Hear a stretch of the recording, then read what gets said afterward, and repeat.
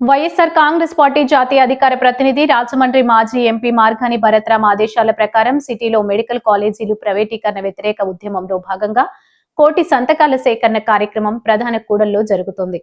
దీనిలో భాగంగా స్థానిక గోకవరం బస్టాండ్ వద్ద సిటీ యువజన విభాగం అధ్యక్షులు బిల్డర్ చిన్న, ట్రేడ్ యూనియన్ అధ్యక్షుడు సప్ప ఆదినారాయణ, సిటీ పార్టీ అధికార ప్రతినిధి రొక్కం త్రినాథ్, పార్టీ నాయకులు కటకం చిన్న, కృష్ణకుమారి ఆధ్వర్యంలో సంతకాలు సేకరించారు.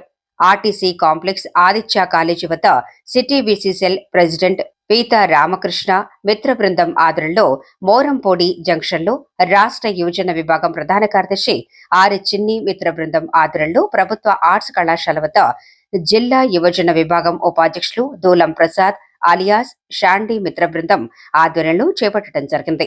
పలువురు వైసీపీ నాయకులు ఈ కార్యక్రమంలో పాల్గొన్నారు.